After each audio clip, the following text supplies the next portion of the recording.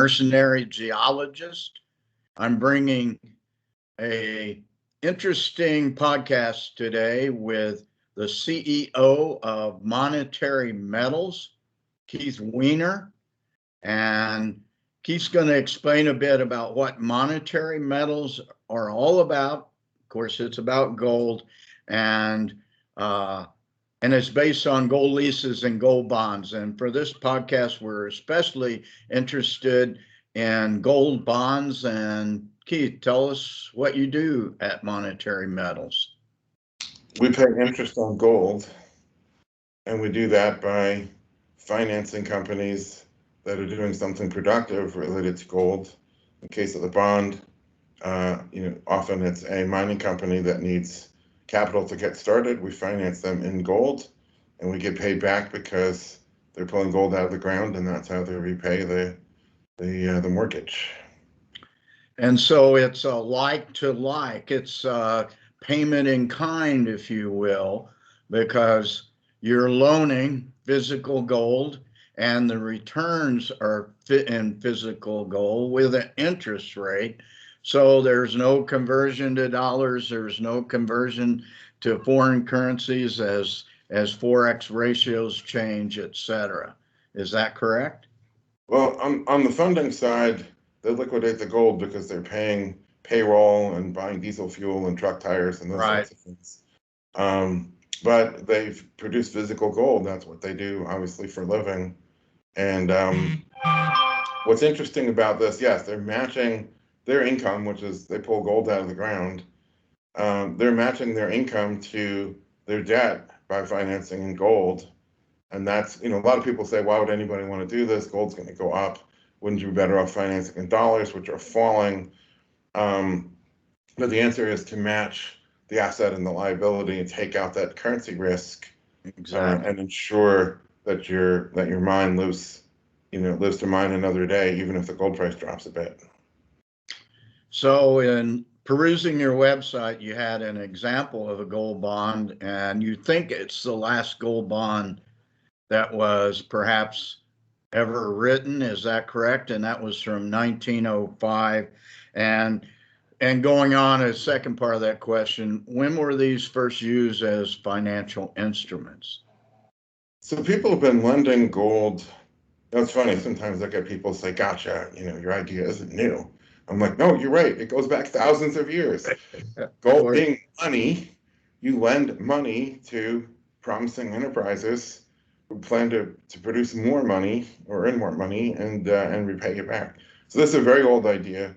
We're making it new so the bond that we just announced the repayment of was the first first proper gold bond. There's been a bunch of things that are gold-backed bonds or gold-linked notes and things like that are basically dollar notes or dollar debt that either the payout varies a little bit with the gold price, or there's gold as collateral in the background somewhere, or something like that. But the first proper gold bond, principal and interest payable in gold, denominated in gold, since 1933, when Roosevelt, destroyed the gold standard. So everything before that was gold bonds. That railroad bond that I took a picture of, I was giving a talk at the Harvard Club in New York. I have all this memorabilia on the wall, and it just caught my eye that here's this old railroad bond from like 1906, 1902, something like that. I took a picture of it. Expired in 1998, I want to say. So it was a 90-plus year maturity, 3.5% interest rate. To give you some idea what the yield curve looked like back in those days. And you can read in the fine print right on the bond that said to be payable in, the standard American gold coin. So they didn't want to be repaid in banknotes, which were gold redeemable in those days. Exactly. Pay the real thing. Count out them gold coins on that counter. And so it was $5,000. $5,000. That kind of tells you what's happened to the value of the dollar, huh? That's right. Well, so $5,000 was years. 251 ounce coins. The gold repayment, coins. right? So it's at $20 a coin. So, Yeah. you can picture a repayment of that, half a monster box. Like it gives you an idea of the amount of wealth that you could carry easily, maybe not quite in a pocket, but certainly easily in a backpack. And this is a financial instrument bought by an institution. It was bought by Harvard, the Harvard Endowment Fund, to finance a railroad. Now, obviously, the railroad sold other pieces of bond to other investors, but it kind of gives you an idea of the value density of gold was similar then as it is now. Like the amount of gold that you could easily hold in a backpack is a lot of money. It certainly is. Then or now. Exactly. Because gold retains its value and it has throughout history. That's right. Yeah. So we talked a little bit about what Roosevelt did, and tell us about how that affected the ability. Just recap what Roosevelt did, how it affected Americans' ability to own gold, and then what Nixon did in 71 to Ford in 74. And that would lead to a question about is there risk involved with governments with a gold bond? Is there still risk involved? Because there certainly was risk over in the 20th century, let's say. Right, and of course they didn't appreciate that risk leading right up to 1933. I don't think anybody really knew what he was about to do. But keeping in mind, in those days, it wasn't a price of gold as much as a standardized unit of account. When you deposited gold at the bank, you weren't selling gold, it was a deposit. And it was abundantly clear to everybody that you had the right to get your gold back and the same amount of gold that you deposited. And all they were doing was standardizing, units. It's like saying on the internet, a byte is 8 bits and a kilobyte is 1,024 bytes. No one is saying that you're only allowed to send a byte over the internet or how many bytes you're allowed to send. They're just standardizing the packet size. Right. So what was happening in the Federal Reserve, that's where this story sort of begins. The Federal Reserve created in 1913. Sure. Leaving aside all of the BS about stabilizing the economy, about employment, about inflation, and those were not contemporaneous ideas. Nobody was thinking about unemployment in 1913, and nobody was thinking about inflation in 1913. Those are ideas today that we project back onto those days because those are our big concerns. But there wasn't structural unemployment. The purpose of a central bank is to let the government borrow and spend more than it otherwise could if it had to live on its tax revenues. And as a side benefit, it also allows their cronies to borrow cheaper than they otherwise could. And of course, cronies always counted on to support that. So that was the purpose of it, which means they immediately begin putting their thumb on the scales, trying to push interest rates down. Now there's a perversity when you try to manipulate something, the market can often move against you. And so initially they get a rising interest rate. They're trying to push it down, but they don't really understand what they're doing, like a child playing with matches standing in a barn full of dry straw. He doesn't quite get what's about to happen to him. So the interest rate is rising for a bit, and then in the early 1920s it begins to fall, and you have this falling interest rate, which at first creates this wonderful boom. Everybody confuses boom with wealth. It's not wealth. Then you have this horrific crash, obviously in 1929. And before deposit insurance and all the other array of moral hazard programs that they've since created, the banks, are dropping like flies. Thousands of banks are failing. So get to 1933, Roosevelt says, number one, it is illegal, as in felony, as in go to prison, as in today owning certain white powders, go to prison if you're caught possessing it. They will bust down your doors. They will throw flashbang grenades into your bedroom. Like, maybe they didn't do that in those days, but I probably didn't have them back then, but they didn't have flashbang grenades, and the cops were a little bit less militarized, perhaps, in 1933. But it was a felony, go to prison if you get caught with it. They voided all the gold clauses in contracts that anybody might have had So outstanding. that would include gold bonds. Bonds, long-term lease agreements on properties, long-term employment agreements, anything that had a gold clause voided. And then, of course, any gold you had deposited in the bank is now just automatically redenominated, like some, banana in a devalued U.S. dollar, a 60% devalued U.S. dollar, correct? That's right. He declared that what suddenly becomes a gold price, because it's no longer a contract for standardizing units of the contract. He devalues from $20 an ounce to $35 an ounce. Correct. If you read the story of this guy, there was some mysticism and some numerology. Why the number 35? And that somehow played to his psychology and his childhood and all kinds of weirdness to that. But he had two purposes fundamentally in doing this. So, today you think of buying gold, you go to a third party. It's not a transaction that affects the monetary system. You go to a third party and you buy gold. And then so someone is selling you that gold and taking possession of the dollars. So from the banking system's perspective, the banks just simply update the name on the record. So, I sell gold to you, which means you give me dollars. So they change the name on the record of those dollars from Mickey to Keith. It doesn't really affect the monetary system, but in those days, that was a withdrawal from the bank. Right. That was a run on the bank, which was defunding or removing capital from the banks. So he wanted to stop the run on the banks. And so that was the first goal of this. The second thing is when people withdraw from the banks in big numbers, that forces the bank to sell assets, to sell bonds. And so selling bonds pushes bond price down, which is the same thing as pushing the interest rate up. And so FDR wanted to lower the interest rate even further than what it already was. And so he had two monetary policy reasons. One, stop the runs on the banks, and two, to get control of the interest rate. Once he did that, and then ended the ability to own gold, changed the banking system to something that nothing to do with gold anymore, then that's over, and that's no longer a consideration. So 1971. A similar thing really happened in 71.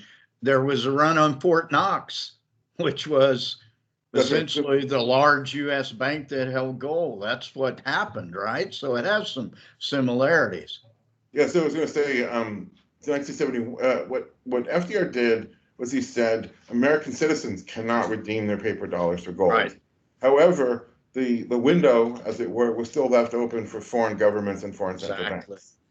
So foreign governments, particularly France, de Gaulle, but actually in this case being smart, not being idiots at all, realized that this was unsustainable, was the problem. They actually sailed a battleship into New York Harbor, offloaded pallets of $20 bills, and unloaded, I imagine, fewer pallets of gold bars. Yeah, or heavier. With it.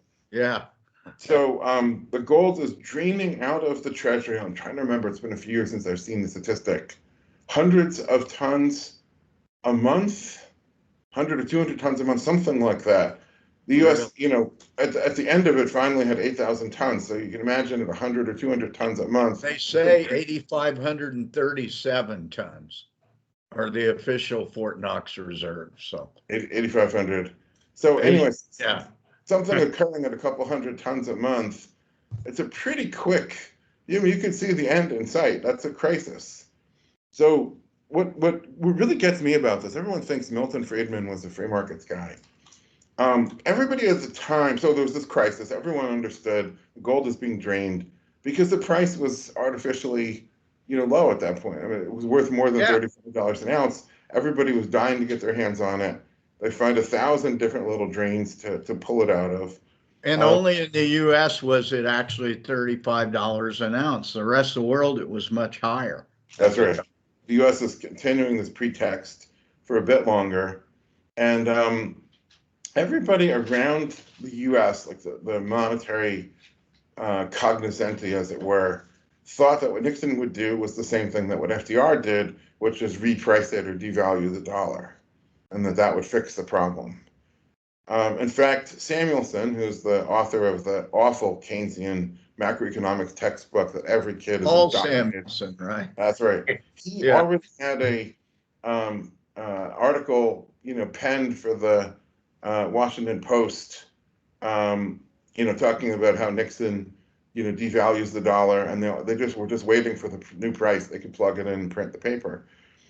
Friedman was whispering in Nixon's ear and said, just default altogether, just declare the window to be closed.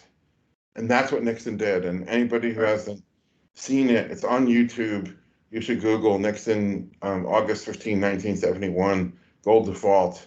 Well, I've directed Secretary Connolly to temporarily close the gold window.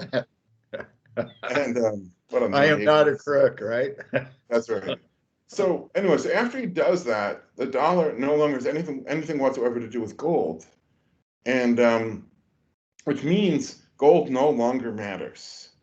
So it takes them a few years because Nixon said temporary, so everyone figured gold maybe is going to come back. That happened before in the Civil War. There are these periods where you leave metal but you come back to it. Nobody was really sure what was going on. You get to 1975, and it's clear it's not coming back. Gold is done. So that no longer does anybody care. So Congress passes a law to legalize it, and subsequent to that, they re-allow gold clauses and all kinds of other things. And they said, you know what? Throw it on the futures market. Treat it like orange juice, frozen orange juice, and pork bellies. And they even joked, oh yeah, it'll probably go down to $7 an ounce. It went to 175 in 1975. They didn't care anymore, and the more it goes up, the more people pay capital gains. And as long as gold has no link to the monetary system, they don't care. They were interested in controlling the banks, controlling interest rates, controlling monetary policy. Gold no longer has anything to do with that. Now it's unrelated third-party transactions. And so what we're doing falls outside their area of concern. They're interested in manipulating dollar interest rates ever lower, and you look at the dislocations that are going on now, their only policy response, the same as the previous policy response, the same as the one before that and the one before that, lower the interest rate. And as long as they get control of the interest rate, they're fat, dumb, and happy. And GDP moves up and asset prices move up, and everyone says. And the CPI supposedly goes up 2% a year. Now it'll go up more this year, but we all know that inflation is probably somewhere around 13, 14% on an annualized basis right now. If you use the CPI or the inflation calculation, the way they did it in 1980, or even the way they did it in 1990, we're looking at 13, 14% year over year right now. Go to the gas pump, go to the grocery store. I talked about last Friday in my weekly podcast about inflation, stagflation, shrinkflation nation. And that's what the U.S. is becoming right now, or the world, really. It's actually more than. And I don't think the Fed cares. I think they're an enabler for government borrowing. And the other prime mission that they have is to ensure that the major banks remain solvent.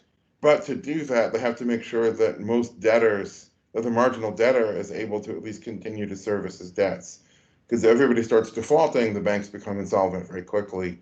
So it's really about making sure, there's the line from Dune, the spice must flow, the debt service must flow.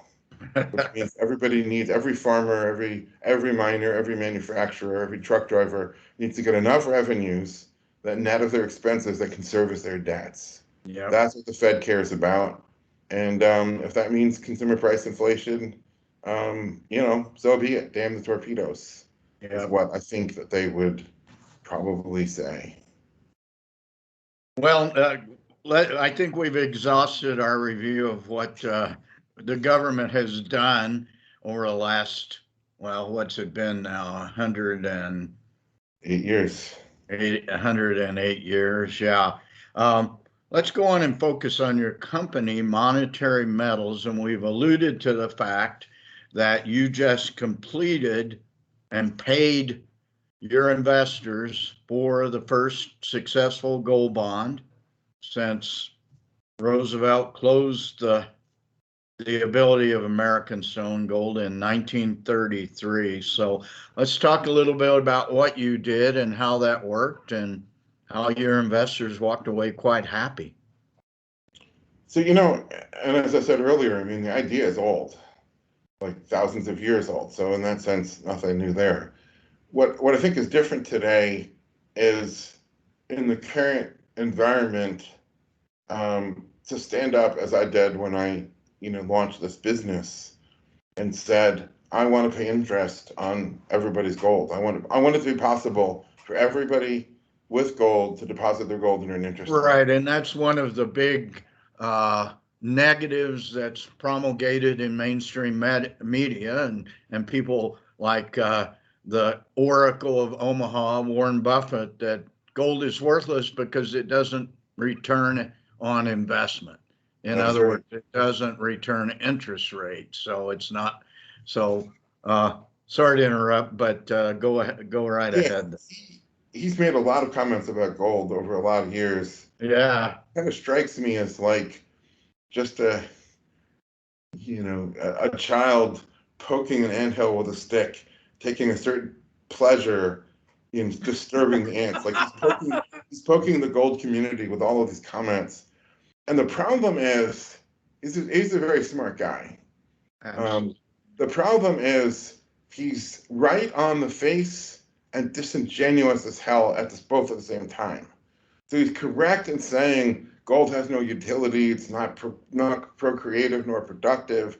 You There buy you a go. lump of gold, you stick it in your drawer. 20 years later, you take it out. It's the same lump of gold. Blah blah blah blah blah. All of which is true superficially. But it's retained its value. Right. That's the But, disingenuous as hell. He's but he's acting as the shill for the Fed and its monetary exactly madness. to devalue dollars incrementally through inflation. And this is where the U.S. was not a country built on class envy and class warfare the way certainly endemic in Europe. The U.S. everybody was happy to let other people go and do their thing, even if other people were richer or whatever.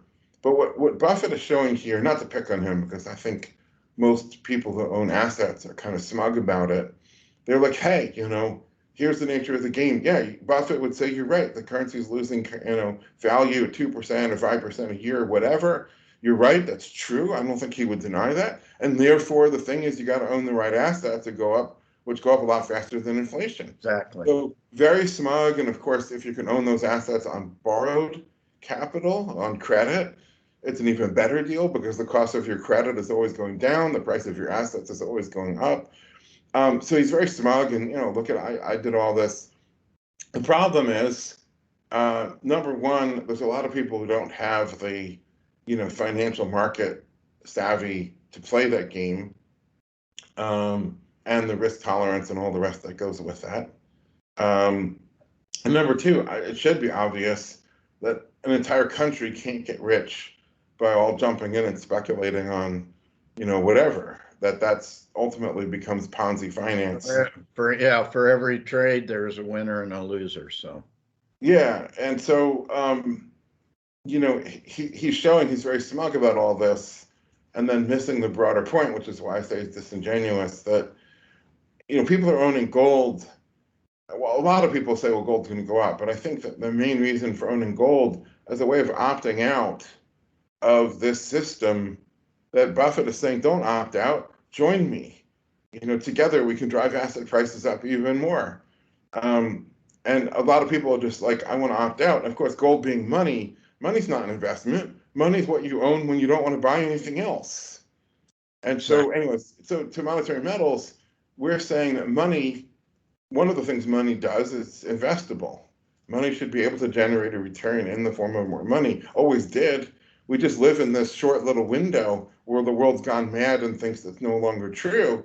And the answer is it is still true. It still makes sense. Makes sense for the borrower because it gets rid of a currency risk problem for them. It makes sense for the lender because if you think owning gold is a good deal, even when you're paying 75 basis points a year for storage, it's an even better deal if you're getting interest on it.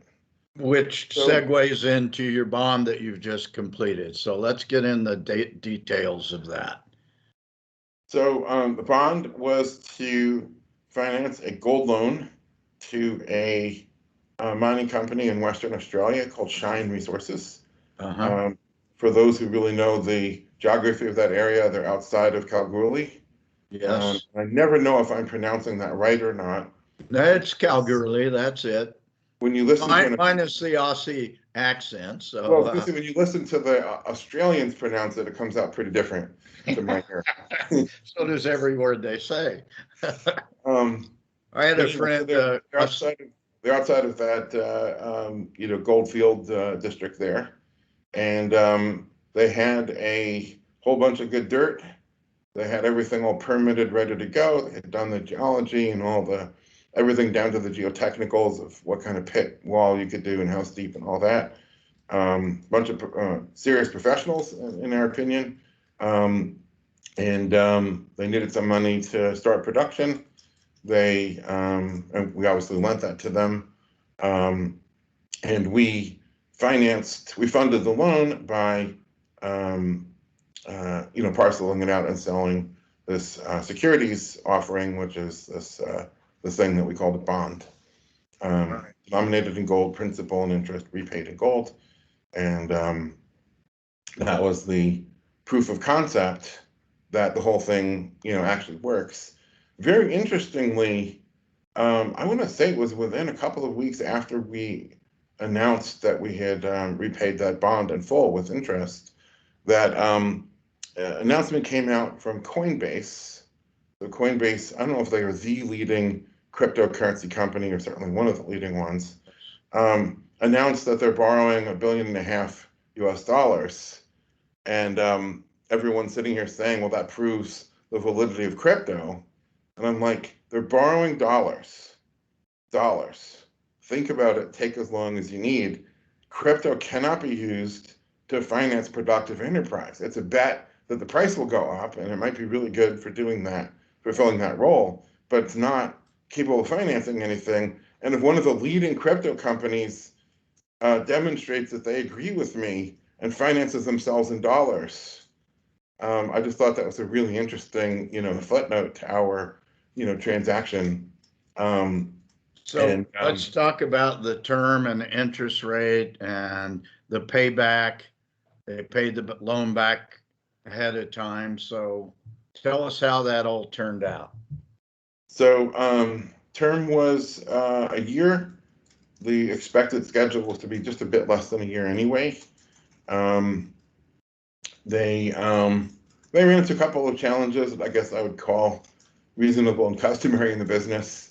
The first one is trying to staff up with their labor in January, and I haven't seen it personally, but I can believe it. But what I've been told is that a lot of the laborers out there basically go away on some sort of Christmas holiday and drink as much as they can and keep drinking That's the Aussie way. So and they keep drinking until basically they're out of money, and then they have to sober up and get a job again.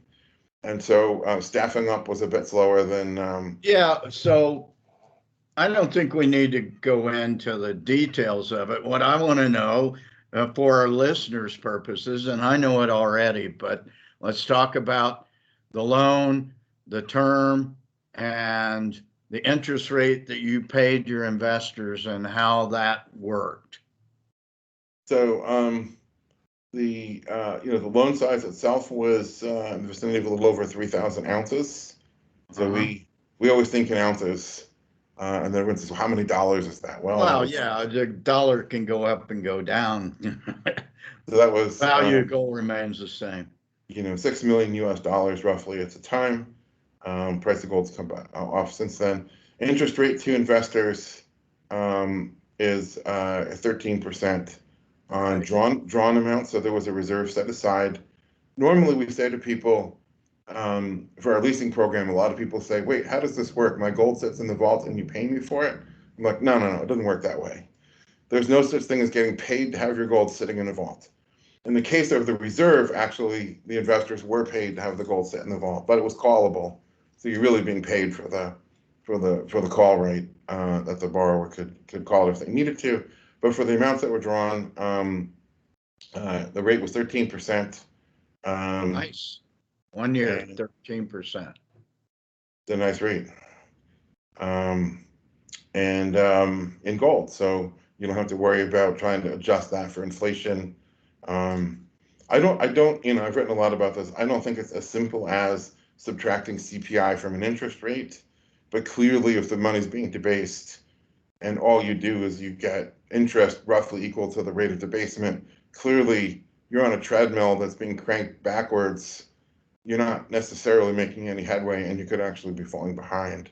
And in gold, you don't have that problem. Gold can't be debased by definition. I categorically reject the idea that gold mining is inflation. Some pure monetarist purists attempt to assert that, and I'm like, no, it's not inflation. Okay, so you've established a proof of concept with your first gold bond. You're going to do more. For my audience and myself who are interested in a gold bond as a financial instrument, give us an idea. So if I put 100 ounces of gold into your first offering, I would have gotten 113 ounces of gold back after when the bond was completed in a year, correct? It was a bit less than that because it was less than a year, and right. Some of the gold wasn't drawn, so some of it was sitting in the vault earning a lower interest rate. I see. But I don't have the number offhand, but you got you had a lot more than 100 ounces at the end of the year. Right. And so tell us how this works. In previous conversations I've had with you, investor needs to be accredited in the U.S., which means you need, correct me if I'm wrong, net assets outside of your principal domicile of $1 million or $1 million. And is this a gold only transaction? So do I send gold to you or do I send dollars? When it's completed, can I get my gold out of your vault, or give me some idea about how this all works? So a bunch of good questions. To participate in our lease program, you do not have to be accredited. Leases have much lower interest rates and obviously very different risk profile. Give me some range on the leases. What would that amount to? Roughly 2 to 3% a year. Okay. But no credit risk. Gold is always physically present and audited and verified to be there.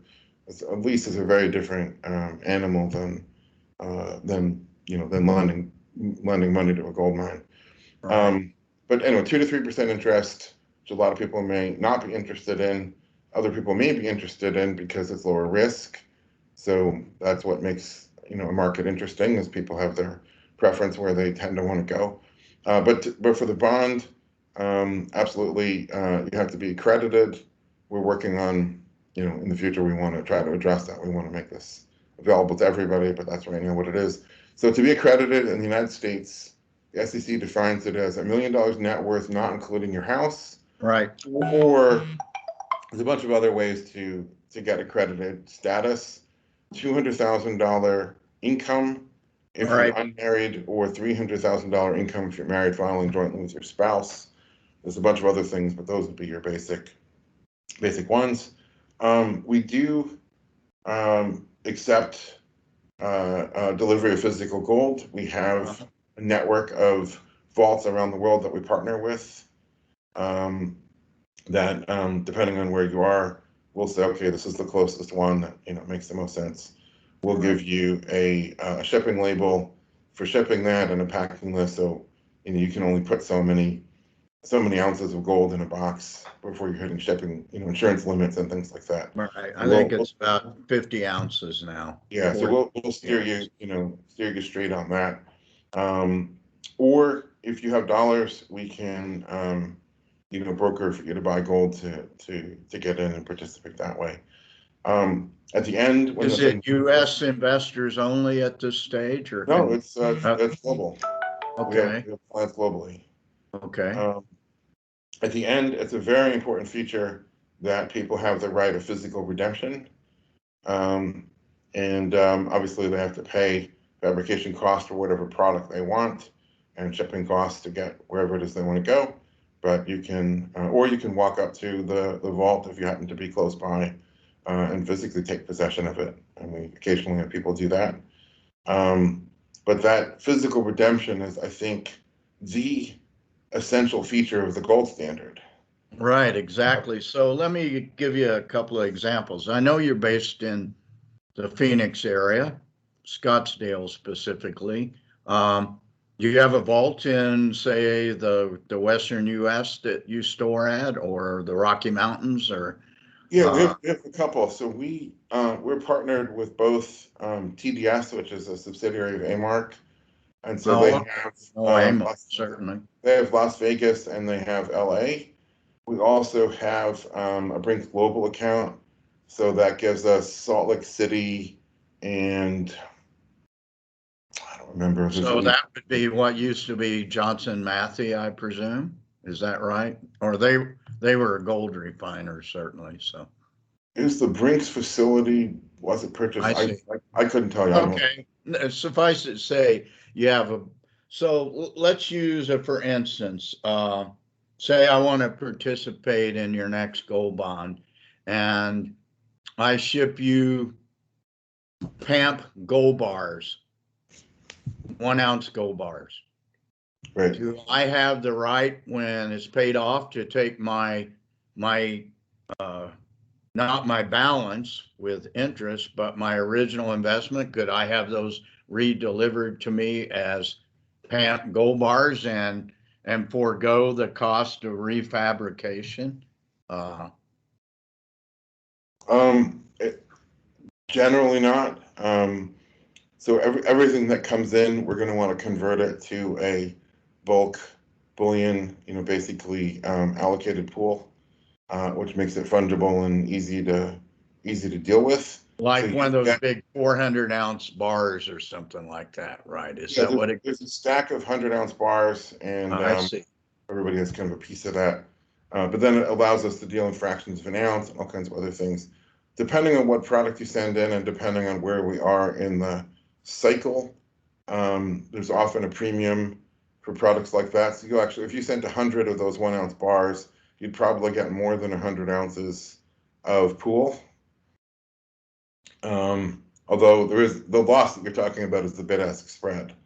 So when you convert bars to pool, you get something, probably not as much as what you paid, and then when you convert pool back to bars, you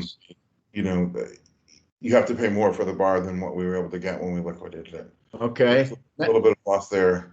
Obviously, in a 13% interest bond deal, you still come out ahead, but it does take a little bit of the edge off of it. Right. Where this makes more sense is if you're planning on being in the program for more than just one deal for 1 year. Right. So what's the minimum investment for an average retail investor like myself? Is there a minimum that you accept? Yeah, the minimum is 10 ounces. 10 ounces. So at current price, $1,750, $17,500 worth of gold. Okay. Right.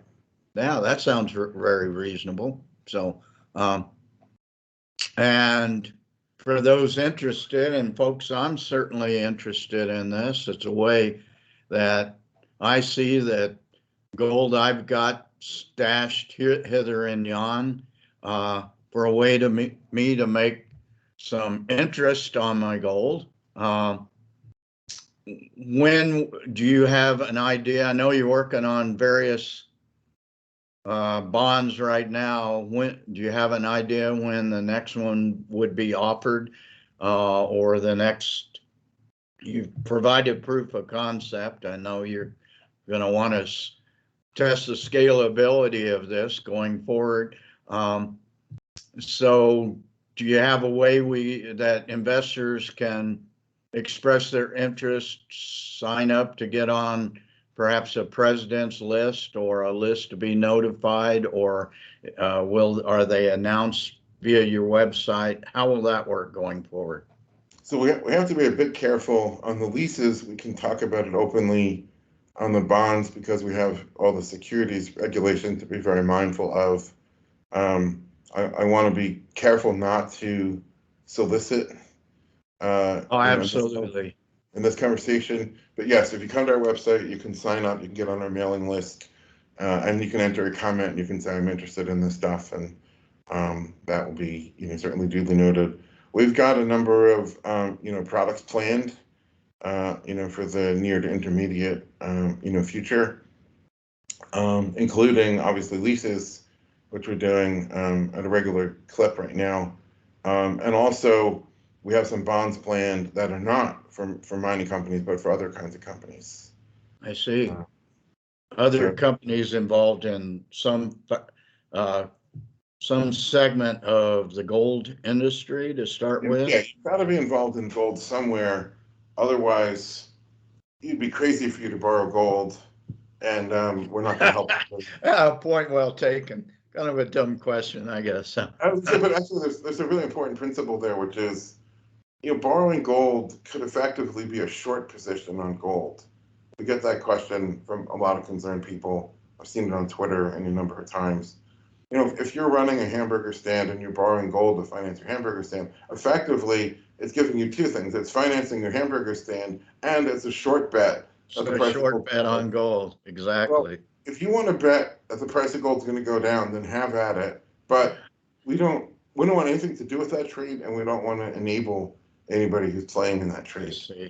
So it's, whereas if we lend to a gold mining company, yes, they're selling it, but it's not a short position in gold because it's a hedge position. They're actually long gold in the ground, and as long as they know what they're doing, and as long as the ground has gold in it, the gold will come out of the ground. Yep. So we don't want to help any kind of synthetic short kind of play. Right, you're long. Yeah, I mean, obviously we believe in gold, and I have my own money in gold anyway. But it's just also kind of it's a suicide trade. It's one of the, I guess the expression used to be picking up pennies in front of a steamroller. Like for quite a while, you can think that you're being really smart and making money, but you're only making small bits of money here and there, and then there's the catastrophic failure at the end. So it's not a good long-term strategy. Right. Okay. Well, I appreciate your time and the knowledge that you have given not only me but my many listeners. Folks, if you're interested in knowing more about what Keith is doing, why don't you give us your website, and I presume on your website there's a contact us and explain that. There's all that stuff, and then there's a place you can sign up to receive our mailings and all that. Right. So the website is monetary-metals, that's plural, metals.com. And then, there's a lot of blog stuff. There's a lot of charts about the gold market, some unique things that we're calculating. I don't think there's any other source for. And then my commentaries about macroeconomics and inflation and monetary science, etc. Right. That's it. Exactly. Yeah. Okay. Well, thanks for your time, Keith. It's been enjoyable, and I'm certainly going to follow up on this idea. And best of luck going forward. Well, thanks so much for having me, Mickey. All right. Thanks, folks, for listening. Bye for now.